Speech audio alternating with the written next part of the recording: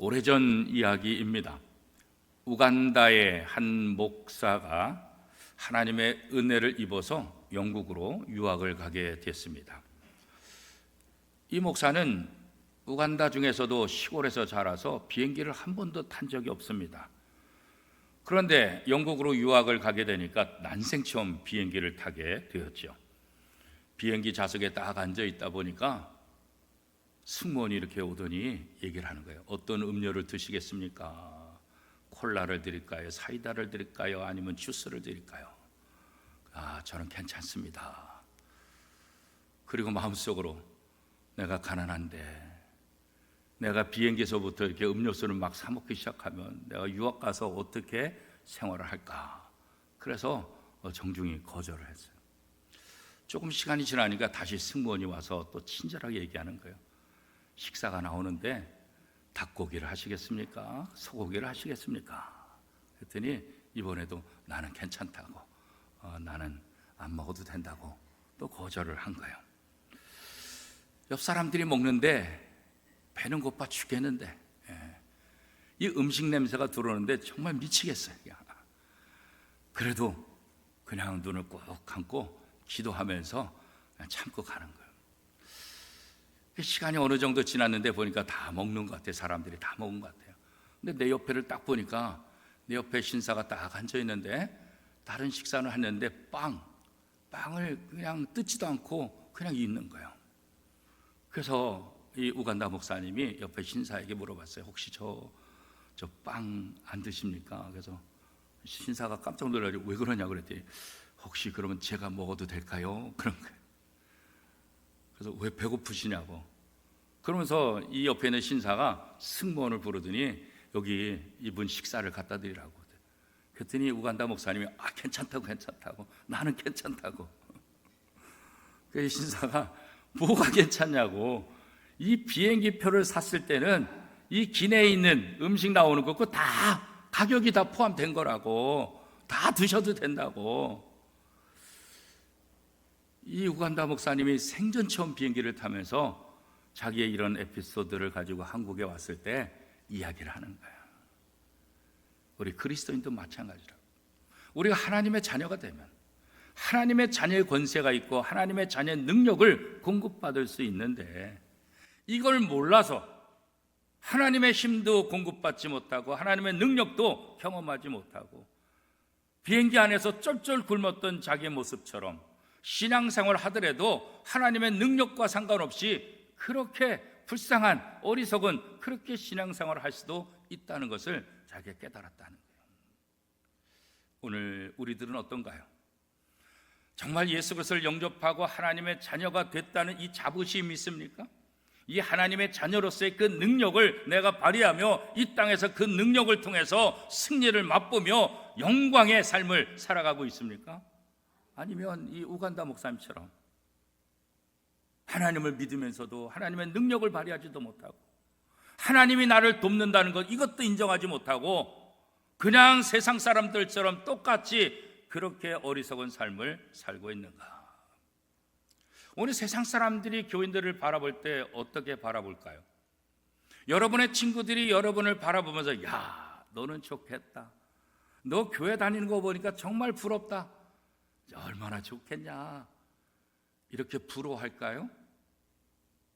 여러분 어때요? 여러분 주변 사람들이 여러분 교회 다니는 것을 알면서 여러분 부러워하고 있어요? 아니면 여러분들이 그냥 교회 다니는 것 자체를 숨기고 있어요? 아마 대부분 요즘의 모습을 보면 부러워하지 않을 거예요. 오히려 예수 믿는 사람들을 불쌍히 여길지도 모르겠어요. 야, 이 황금 연휴 시간에 너는 놀러 가지도 못하고 교회 가서 봉사하고 찬양대하고 교회 가서 주방에서 봉사하고 야, 왜 이렇게 어리석은 삶을 사냐. 이 황금 연휴 즐겨. 멋지게 즐겨야지. 갈 데가 얼마나 많은데. 아마 우리를 바라보면서 불쌍하다고 어리석다고 그렇게 말할 수 있을지 모르겠어요. 140여 년 전, 100년 전 한국교회 초창기 때 세상 사람들은 교인들을 바라보면서 어떤 생각을 했을까요? 나라를 위해서 애국하려면 교회 가야 된다. 교회를 가야 나라를 사랑하고 애국할 수 있다. 교회를 가면 적어도 사람이 달라진다. 적어도 도덕적으로 깨끗하고 정말 세상 사람들에게 멋진 삶을 살기 위해서는 교회를 다녀야 된다. 누가 뭐래지 않아도 나라를 사랑하고 조국을 사랑하고 뭔가 변화된 삶을 살기 위해서는 교회를 나가야 돼. 그래서 교회로 들어온 거 아니겠어요? 그렇죠? 그런데 지금은 정반대 현상이에요. 왜 이런 일이 일어날까요? 교회가 세상의 소망이고 성도들이 세상의 빛이 되어야 되는데 왜 세상 사람들이 교회를 손가락질하고 예수 믿는 사람들을 별로 좋게 생각하지도 않고 불쌍히 여길까요? 그죠? 우리가 하나님을 믿는다고 하면서 아무런 변화가 일어나지 않으니까, 하나님의 자녀답게 사는 것이 무엇인지 세상 사람들에게 보여주지 못하니까, 그저 정직하게, 그저 착하게 사는 이 정도? 이게 그리스도인의 삶일까요? 이게 교회 성도들이 원하는, 하나님이 기뻐하는 그런 삶일까요? 그렇지 않잖아요. 그죠? 여러 가지 통계를 보더라도 믿는 사람과 불신자들 별 차이가 없어요.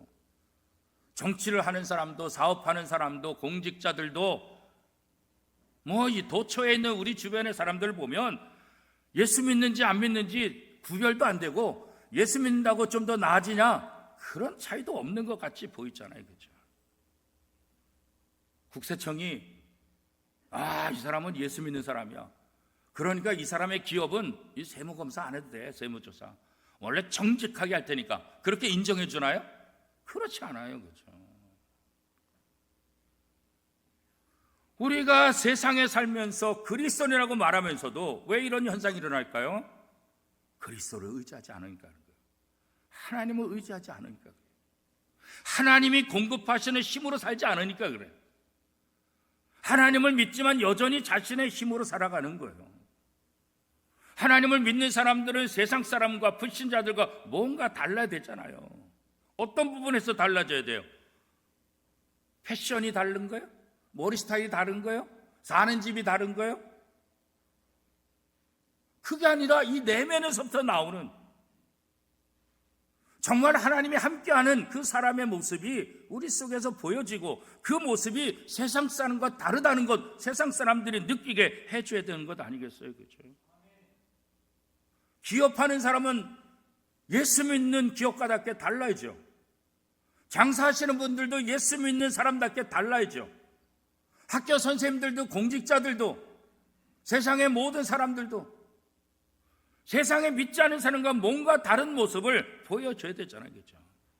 겉으로 드러난 그것이 아니라 이 속사람, 하나님의 영이 거하는 이 속사람으로부터 뭔가 느낌이, 뭔가 풍기는 것이 다르게 보여야 되지 않아요? 그렇죠?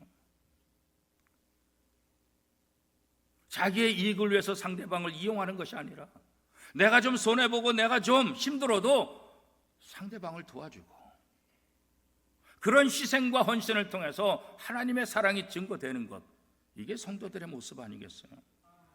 예수님은 제자들에게 너희는 이 어두운 세상의 빛이다 말했어요. 왜 세상이 어두워요? 전기가 개발이 안 돼서요? 죄악으로 어두운 세상이죠. 죄악으로 어두운 이 세상에 너희는 뭐가 되라고요? 빛이다, 빛이다. 너희가 가는 곳곳마다 밝아진다. 너희가 가는 곳곳마다 죄가 드러나고 그 죄로부터 사람들이 돌아서서 너희에게로 몰려오게 될 것이다. 너희가 그런 면에서 이 어두운 세상에 빛이다, 이렇게 말씀하고 있는 것 아니겠어요? 그렇죠? 우리가 이 땅에서 살아 숨쉬는, 그래서 세상 사람과 뭐가 달라져야 될까요? 우리는 우리의 삶을 통해서 다시 오실 예수 그리스도, 그 하나님의 나라를 보여주는 삶을 살아야 되는 것 아니겠어요? 많은 사람들이 우리를 보고 하나님을 생각하게 하고, 우리를 보고 하나님의 나라가 있다는 것을 알게 해주는 것, 이것이 교회 사명이고 이것이 성도들의 사명 아니겠어요? 그렇죠? 우리가 남들보다 조금 더 잘 살고, 남들보다 좀 좋아지고, 남들보다 괜찮아진 것, 이것 증거하고 이것 자랑하는 것이 아니라, 내가 십자가와 부활, 예수 그리스도를 증거하는 것, 그것이 내 평생의 사명이라고 고백했던 사도 바울처럼 우리의 삶을 통해서 하나님과 하나님의 나라를 보여주는 것, 이것이 바로 교회의 목적이고 우리 성도들의 목적이지요. 우리 내면이 바뀌어야 되죠. 어떻게 하면 이 내면이 바뀔 수 있을까요? 우리의 노력을 안 되는 거예요. 베드로가 3년 동안 주님을 따라갔지만 이 바뀌지 않아요. 그래서 하나님은 이 땅에 예수님을 보내주시고 그 다음에 어떻게 해요? 성령을 보내주신 성령. 보혜사 성령을 내가 너희에게 보내주겠다. 우리의 내면이 바뀌려면, 우리의 속사람이 바뀌려면 예수 그리스도가 우리 속에 주인이 되어야 돼요. 성령이 우리 속에 임재하셔서 우리를 다스려야 돼요. 성경은 우리가 예수 그리스도를 영접할 때 우리가 구원받는 것이고 그 구원받는 보증으로 뭘 선물로 주셨다 그랬어요? 성령을 선물로 주셨다. 성령. 그러니까 내가 예수를 영접했다는 것은 내 안에 이미 성령이 오신 거예요. 성령이 내 안에서 나를 돕고 계시는 거예요. 성령이 나를 지배하는 거예요. 성령 충만하다는 것이 뭘까요? 가득 찼다는 것. 그런 의미도 있겠지만 더 중요한 의미는 뭘까요? 성령 충만하다는 것은 성령의 지배를 받으라는 거예요. 너의 지배가 아니라 너 마음대로가 아니라 이제 예수 믿으면 달라져야 되는데 네 생각과 내 뜻과 내 경험으로 살아가는 것이 아니라 이제는 뭐예요? 성령의 인도함을 받아라. 성령의 지배. 내 생각이 아니라 성령이 이끄신 대로 가라. 그럴 때 달라진 삶을 살게 돼. 그럴 때 세상 사람들을 보면서 하나님을 보게 되고 하나님의 나라를 보게 된다는 거죠. 여러분, 시체하고 산 사람하고 차이는 뭐예요? 이거 어마어마한 차이가 아니겠어요? 시체는 존엄하고 존귀한가요? 그렇지 않아요. 병원에 신방 가게 되면 중환자실에서 산소호흡기를 끼고 있는 분들이 있어요. 이미 뇌사 상태야. 산소호흡기만 떼면 이미 끝나는 거예요. 그런데 아무도 자식들이 그것을 못 떼는 거예요. 그냥 산소호흡기로 연명하는 거예요. 이미 다 죽은 거예요. 그래도 살아있기 때문에 어떻게 존귀하잖아요. 그래서 그거 함부로 떼면은 살인죄가 적용되잖아요. 그죠? 그런데 의사와 가족의 동의하에서 그것을 떼게 되면 어떻게 돼요? 죽어요. 그러면 시체가 돼요. 그러면 어떻게 해요? 존귀함이 사라져요. 살아있으니까 존귀한 것이지. 화장하고 유골이 흙에 묻히기도 하고 바다에 뿌리기도 하고 산에 뿌리기도 하고. 오늘 우리가 예수 믿는데 죽은 시체처럼 예수 믿으면 무슨 의미가 있겠어요? 우리가 살아있다는 것은 우리 안에 성령, 이분이 임재하셔서 우리를 다스리고 있다는 그 증거 아니겠어요? 그렇죠? 내가 왜 존귀함을 받아요? 하나님의 영이 내 속에 있으니까. 나 같은 죄인이지만 별 볼 일 없지만 하나님의 영이 내 속에 들어와서 나를 다스리니까 내가 존귀한 존재가 되는 거예요. 예수 그리스도가 내 안에서 나의 주인이 되니까 하나님 앞에 내가 존귀한 존재로 인정받고 하나님의 복을 누리게 되는 거예요. 그렇죠? 성경은 불신자들을 향해서 그의 영이 죽은 자들이다 이렇게 설명하고 있습니다. 그의 영이 죽은 자들이다. 그런데 이 죽은 영혼들이 어떻게 살아나요? 예수 그리스도를 영접하는. 에베소서 2장 1절에 보면 어떻게 말하고 있어요? 허물과 죄로 죽었던 너희를 살렸었도다 그랬잖아요. 허물과 죄로 죽었던 너희들, 영혼이 죽었는데 이 영혼이 어떻게 다시 살아나요? 예수 그리스도를 통해서 성령이 내 안에 들어옴으로 내가 다시 살아나게 되는 거예요. 그리고 존귀한 존재가 되는 거예요. 성령이 바로 성도들이 살아있다는 것을 증명해 주는 거예요. 그죠? 이 성령이 우리 속에 들을 때 생기가 생기는 거예요. 그죠? 하나님께서 사람을 창조하시고 흙으로 사람을 창조하시고 흙으로 사람의 모양을 만들었어요. 그런데 거기에 어떻게 해요? 그 후에 생기를 넣었다. 생기를 부르. 그들이 생명이 된지라. 흙으로 사람 만든 것 아무런 의미 없어요. 거기에 생기가 들어가야 생명이 되는 거예요. 살아 움직여야 되는 거예요. 그렇죠?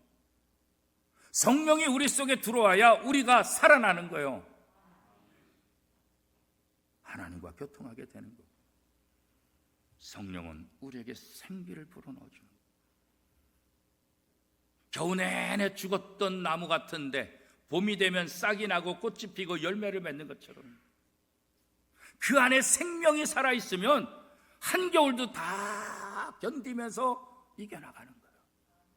우리가 이 땅에서 어리석고 힘들고 부족하다 할지라도 성령이 우리 속에 계시면 한겨울 속에 죽은 것 같다가도 다시 싹을 틔우고 잎을 피우고 열매를 맺는 것처럼 성령이 우리 속에 계시기만 하면, 우리가 성령의 인도함을 받기만 하면 우리는 이 땅에서 누구보다도 아름답고 멋진 삶을 살게 되는 거죠. 이 생기가 우리를 일으키는 거예요. 생기가 들어갈 때 생명이 되는 거예요. 그죠? 이 생기가 들어가면 의욕이 생기는 거예요. 그죠? 죽으려던 사람들이 다시 살 길을 찾는 거예요. 포기하고 절망하는 사람들이 다시 이 생기를 통해서 일어서는 거예요. 그걸 우리는 용기라 그러잖아요. 잘못된 것을 과감히 끊을 수 있는 것, 이 용기가 필요해요. 우리가 왜 변화되지 못해요? 이 용기가 없어서. 자신이 잘못한 것을 인정하는 것, 뭐가 필요해요? 용기가 필요해요. 용기가 있어야 자기 잘못을 인정해요.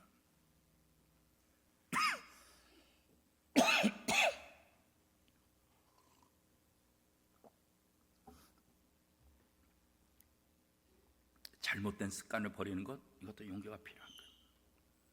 새로운 것을 도전하는 것, 용기가 필요한 거예요.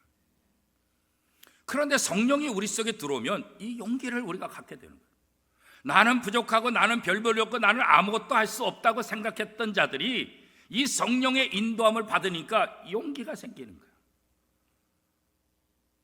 예수님 십자가에 못 박혀 돌아가실 때 다 도망갔던 제자들, 그러나 그들이 부활하신 주님을 만나고 성령의 충만함을 입으니까 어떻게 해요? 완전히 변화됐어요.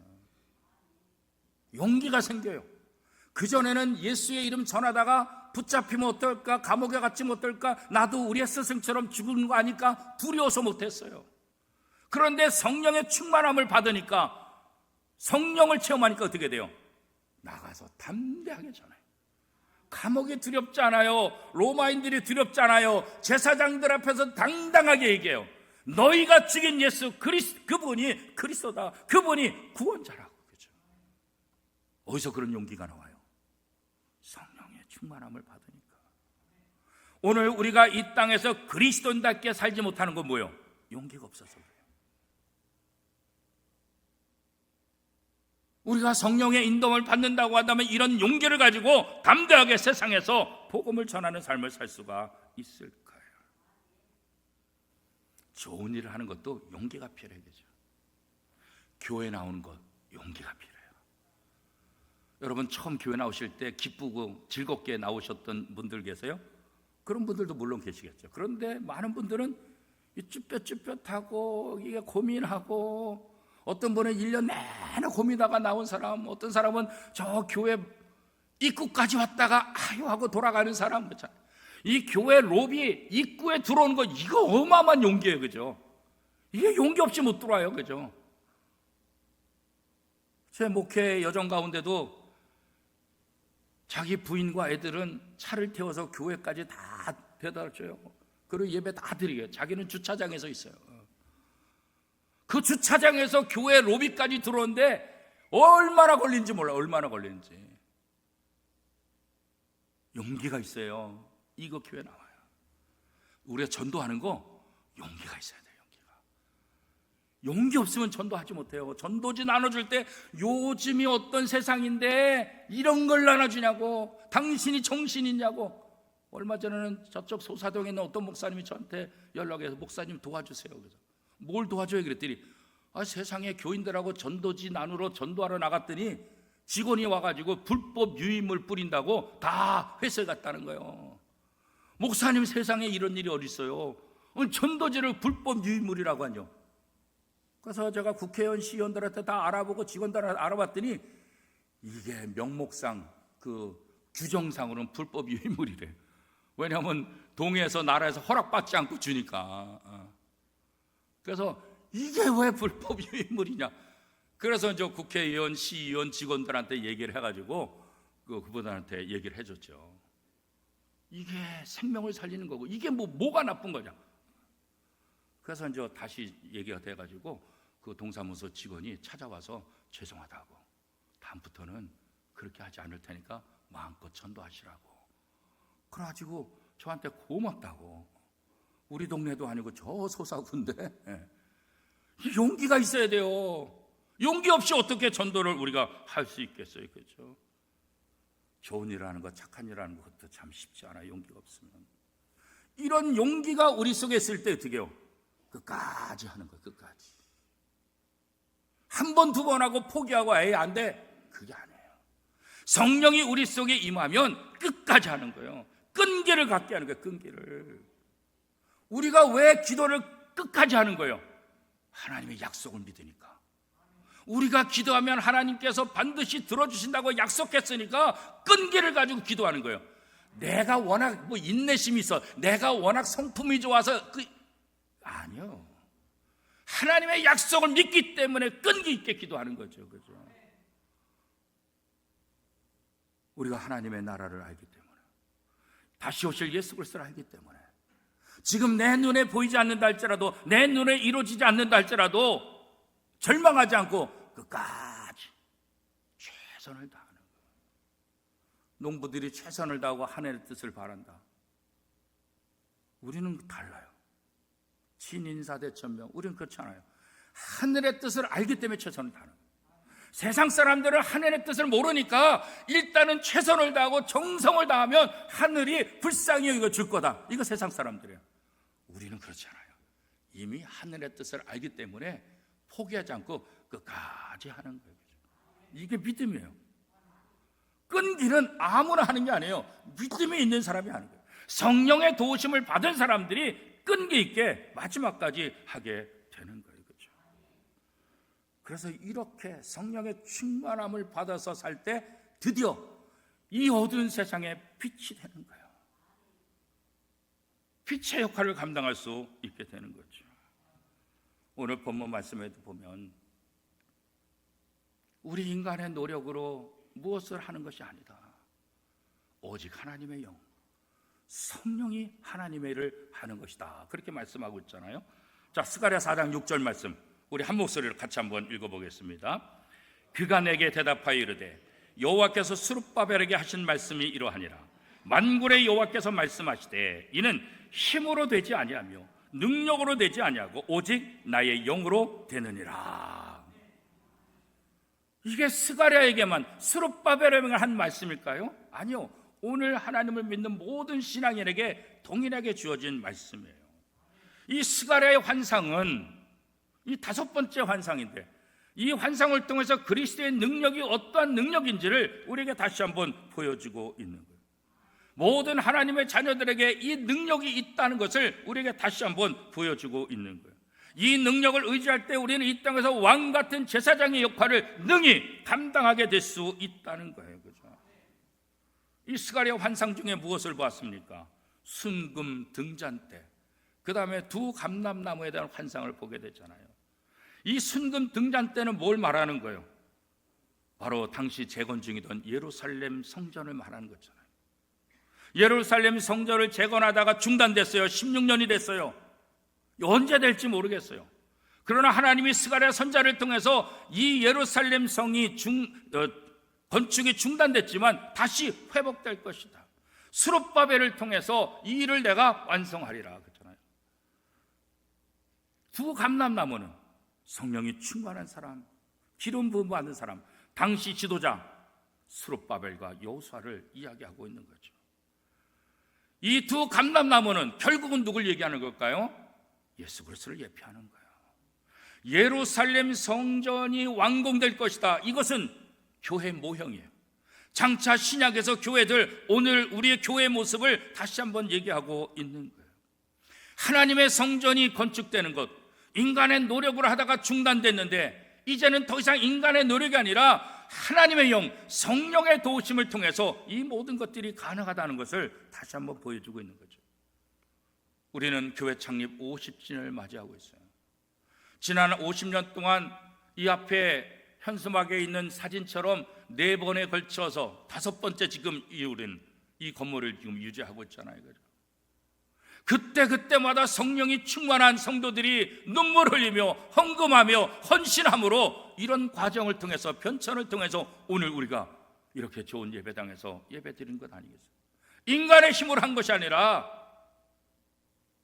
힘이 없는 권사님들, 힘이 없는 성도님들, 물론 힘이 있는 분들도 많이 하셨지만 그 전체를 보면 약한 사람들, 그들이 하나님 앞에 헌신함을 통해서 교회가 교회되게 하는 거죠. 오늘 교회 창립 50주년을 맞이하면서 다시 한번 우리 원미동교회가 어떻게 하나님 앞에 든든히 서가는 교회가 될까? 물론 우리의 인맥도 중요하고 우리의 실력도 중요하고 우리의 능력도 중요하지만 이런 것들을 통해서 이 교회를 세워나가는 것이 아니라 오직 하나님의 영, 성령의 도우심을 통해서 교회단 교회를 온전히 세워나갈 수 있다는 거죠. 인간이 아무리 자신의 인맥과 실력과 세상의 모든 실력을 갖추어서 멋진 것을 만들었다 할지라도 하나님이 배제되면 그건 아무것도 아니에요. 우리는 무엇을 통해서 할 수 있습니까? 바벨탑 사건을 통해서 할 수 있어요. 인간의 실력과 인간의 능력과 모든 것들이 동원해서 바벨탑을 쌓지만 하나님과 상관없는 거잖아요. 하나님이 원하시는 거 아니잖아요. 하나님을 배제하고 인간의 힘으로 한 거잖아요. 결국 다 무너지잖아요. 인간의 소통이 다 끊어지잖아요. 오늘 우리가 땅에서 내 힘으로 내 능력으로 무엇을 했다? 아무 소용이 없어요. 하나님과 없이, 하나님과의 도움 없이, 하나님과 상관없이 만드는 모든 것들은 다 바벨탑 같은 거예요. 아무런 유익이 안 돼요. 작다 할지라도, 부족한 것 같아도 하나님과 함께 성령의 도우심으로 이루어놓으면 거기에 하나님의 능력이 나타나는 거예요. 거기에 하나님의 역사들이 나타나게 되는 거예요. 그러므로 우리가 이 땅에 살면서 우리의 실력도 중요하고 우리의 능력도 중요하고 우리의 인맥도 중요하지만 그것보다 더 중요한 건 뭐예요? 오직 하나님의 영, 성령의 도우심을 믿는 거예요. 성령을 의지하는 거예요. 그럴 때 우리가 상상할 수 없는 놀라운 역사를 일으키는 역사의 주인공이 되고 하나님 나라의 도구가 될 수 있는 거예요. 다윗은 자신의 삶을 통해서 언제나 성령을 의지했노라. 왕이 됐을 때도, 도망자가 됐을 때도, 어떤 상황 속에서 자신은 성령을 의지합니다. 사울의 모습을 통해서 주여 성령이 나를 떠나지 않게 하옵소서. 성령이 함께할 때 하나님의 도우심을 받는다는 것을 철저히 알았어요. 성령이 떠나면 내 인생이 얼마나 비참해진지 알았어요. 언제나 성령이. 시편 18편 29절 그의 고백을 이렇게 얘기하고 있어요. 내가 주를 의뢰하고 적군을 향해 달리며 내 하나님을 의지하고 담을 뛰어넘었나니. 다윗은 전쟁 속에서도 성령을 의지해서 담을 뛰어넘는다. 자기의 실력과 자기의 능력이 아니라 성령의 도우심을 통해서 전쟁 속에서도, 쫓기는 상황 속에서도, 왕이 되었을 때도 언제나 성령을 의지하며, 성령을 의지하는 다윗을 하나님은 이스라엘의 가장 위대한 왕으로 세우셨잖아요. 그가 범죄를 저지르고 그가 실수하고 잘못한 것이 있다 할지라도 그가 다시 하나님 앞에 회개하고 성령에 붙잡힌 바 됐을 때 하나님은 그를 이스라엘의 가장 위대한 왕으로 했잖아요. 오늘 우리가 여러 가지 주책 부리고 실수하고 여러 가지 부족한 것이 있다 할지라도 우리가 하나님의 말씀에 붙잡고 성령의 도우심을 받는다고 한다면 우리도 우리의 남은 인생이 우리가 상상할 수 없는 놀라운 역사의 주인공이 되고 하나님을 기쁘시게 하는 삶을 살 수가 있을 것입니다. 그러므로 사랑하는 성도 여러분, 우리가 이 땅에 살면서 가장 중요한 건 뭘까요? 성령을 믿으시기 바랍니다. 성령을 의지하시기 바랍니다. 내 안에 계신 성령의 힘으로 여러분의 삶을 이끌어 가시길 바랍니다. 그분이 나를 이끌면 내가 상상할 수 없는 놀라운 역사들이 우리의 삶을 통해서, 우리의 인생을 통해서 나타나게 될 것입니다. 우리 교회도 성령을 의지하는 교회, 성령 충만한 교회, 성령이 주신 힘으로 이 교회 사명을 감당하는 아름다운 교회, 아름다운 성도들이 다 될 수 있기를 축복합니다.